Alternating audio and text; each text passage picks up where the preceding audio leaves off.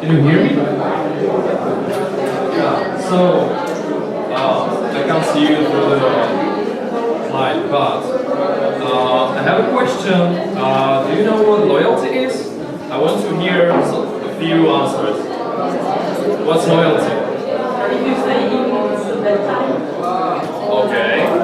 If you say even if it's a bad time. One more. What's loyalty? Coming back to what? Brand. To brand. Okay, yeah. Those are generally the answers on what loyalty is. Well, loyalty is this. This, the lame dog, the soldier, or this dog, if the Wi-Fi works. If the Wi-Fi works, you will see the loyal dog that is maybe your customer or your client.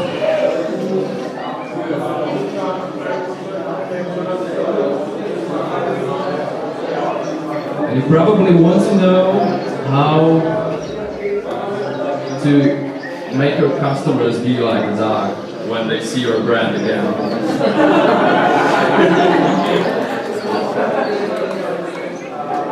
After 2 years maybe, but anyway.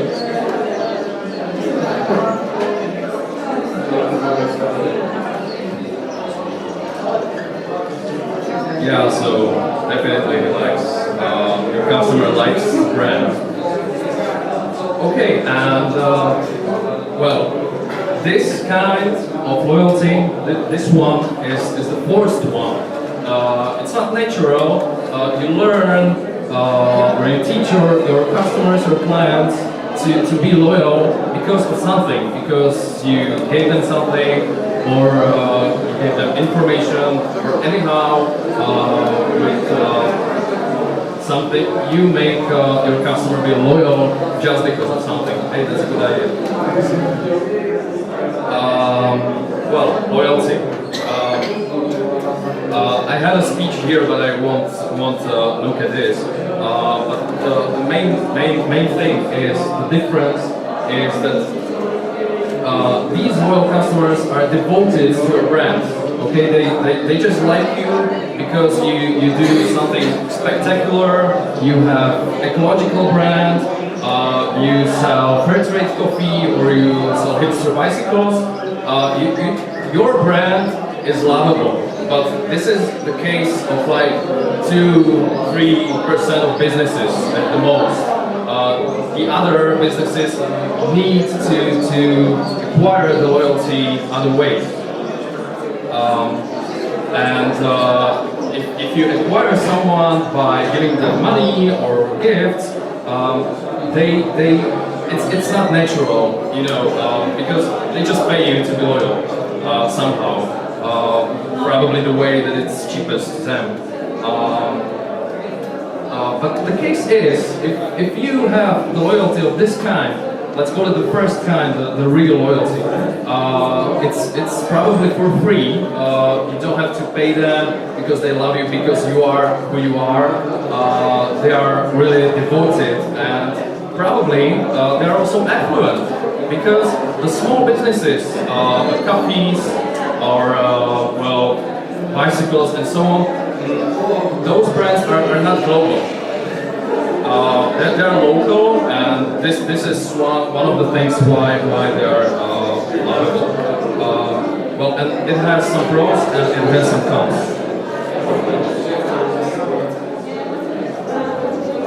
Well, yeah. I love the circle.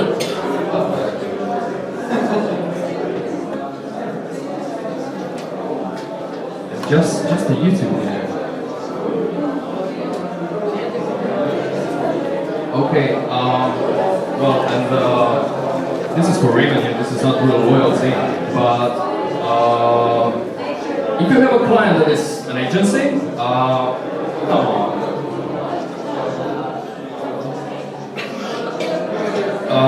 They are loyal to you as a developer company or whatever you do, because you make them just have money. Okay? If you make their ROI, return on investment, five times the invested money, they will love you. Okay, but those are the clients that are not natural. What kind of loyalty does Apple have? For me, it's natural because Apple is Apple from 80s, and people love Apple because what Apple is. Do you know this is actually a bookstore from Slovakia, and they are really they are love brand. You can define the word love brand by what they do. They paint or on boxes with the books, and they do nearly everything. They open the bookstores with really another lovable brand of coffee shop. It's really what they do is they are lovable. What about this brand? Nothing, right? No, nothing. What about this brand? How do you consider Ryanair? Anyone? Positive, negative? Neutral. Okay, positive. Who thinks Ryanair has a good image and they do good things and you're loyal to them? Okay, no one, I thought so. Then there are the simple local pizza maniacs that acquire your loyalty just because they draw something you ask for on the box. Okay, it can be anything, and Martinus also does that. Okay, so there were images of or logos of some companies that have either the real loyalty or the acquired or paid loyalty. Okay, so and those are generally those two things. This is the list of the top companies in the world by revenue, and you see the Apple and Exxon are on the top. There are also Petro, a bank I think, something, another Petro, IBM, Microsoft, another Petro company, Walmart bank, and a mobile company from China. How many of them you can be loyal to? I think one, and you have to choose. Well, for me it's Apple. For probably someone in the world, 2 or 3 people, it can be Microsoft. But these biggest companies in the world have to buy you somehow your affinity. Okay, it's not natural. Maybe with one exception of Apple, because it's overpriced, but it has something behind. And it does not work every time. So basically you come to the crossroad as a business. You start probably from zero, but by the time you come to this crossroad and you have to choose, if you haven't choose in the beginning, you can be a love brand doing quality work, or you can be a brand going for quantity. And well, there are limits for both, but there are also pros for both. If you choose the quality way, I have it later, so I'm gonna just show you. If you choose the quality way, your growth potential is probably more limited than the other way, because it's about quality. You know, it's not about numbers. Then there are revenues and margins. That's a big problem, because if you're a local company and you don't have ambitions, you are limited forever. If you are a local company that goes to the world and gets successful, your limits are nowhere. Just look at the top 10 companies. But if you're a love brand, you have a harder way, because you have to work really hard.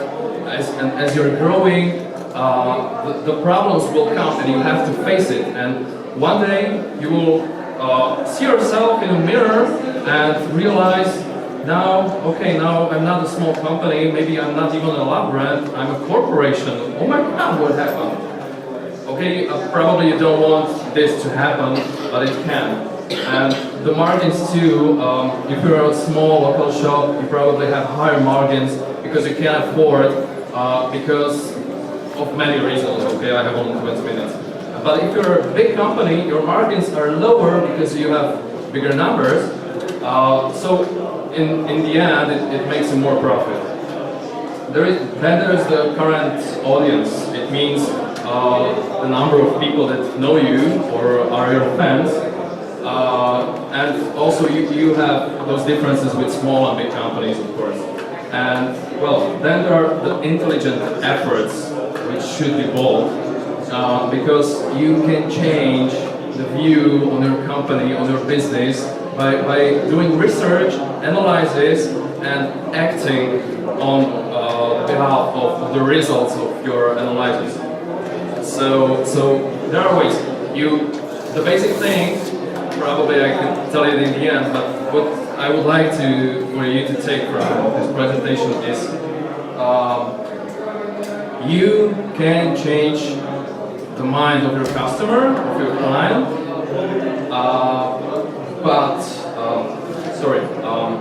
you can definitely, but you have it harder if you are a hated brand than a loved brand, and the effort you pay into the changing of your mind is probably better spent if you're a local business, because the difference between audience of 100 people and of 1 million is very big. The gap is big. If you're from Prague 8 and you run a coffee shop, you probably have those 100 people there every week or every month. But if you're Exxon, you have customers all around the world, and if one of your ships gets down, you have a global problem. But if you make a bad coffee in your coffee shop, you can have a problem on Twitter, but within a small community.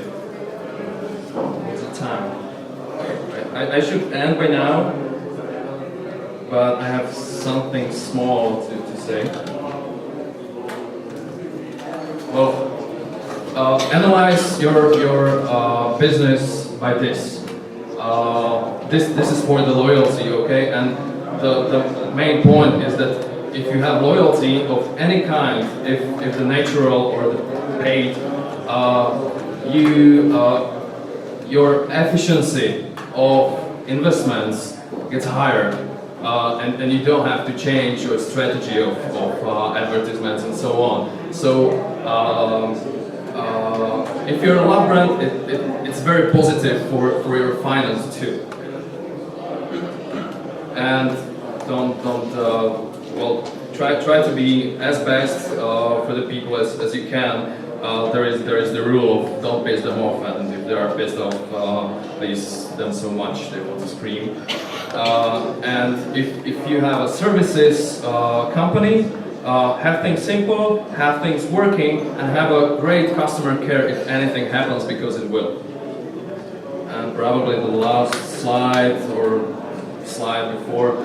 My company has some solutions for e-commerce, but I don't want to hard sell today. So we implement, track, and reward the people. And this is the second way. If you are buying people, if you're not a love brand, you have to do this because your business will get killed other way. So you have to do something. So yeah, what customers hate, nearly half of customers on social networks hate poor spelling and grammar mistakes, and all the other things are secondary. And this is a little sheet how to manage your social media as a customer service channel, which you should, because today the social media are shifting from just being some board to actively adjust the customer care to positive numbers.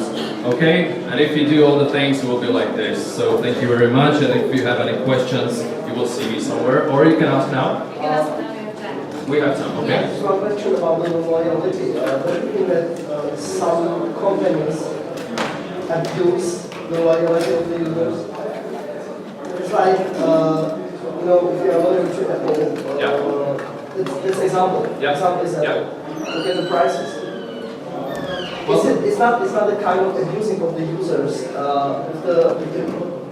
The prices of the products are pretty high, but because they know they are loyal and they will buy it, even if it costs 1,000 euros instead of 800. This is really a deep question because it's really global. It's not only about loyalty. Probably this presentation will be more useful to the small businesses than to the biggest company in the world. But you know, it's an economical theory of you know, the crossing of what you want, how much can you pay for it, basically. So I cannot answer to this question, even if I would want to. Any other questions?